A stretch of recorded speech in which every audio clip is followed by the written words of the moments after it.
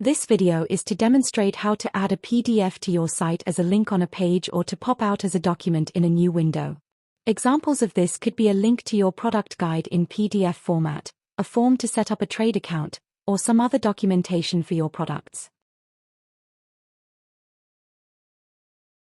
Firstly, we will navigate to your web CMS editor, which should look like this, and navigate to the Catalog Manager.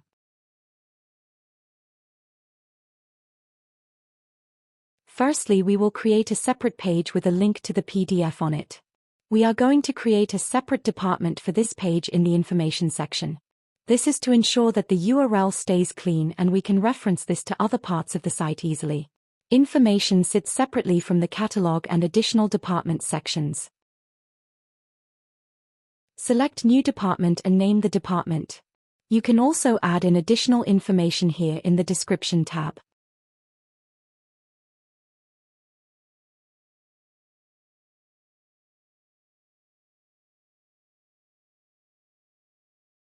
You can also add an image to the page which will sit at the top as a banner. The recommended size is 1200 pixels wide, and set the image type as banner. We will then add the file into this department by using the relevant tab. Don't forget to save the changes.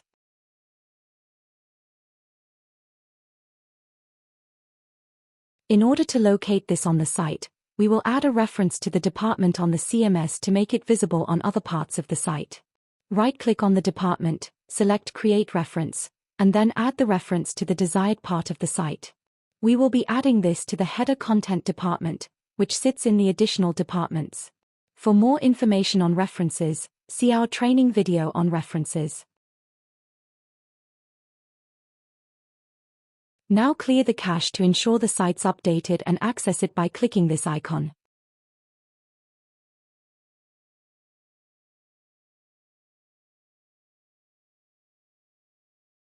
If we navigate to the site, we can see the product guide department has now been added to the header content section. And when we click through, we can see the file link, along with the other data that we entered and the image. When we select the link, it will take you to the file location.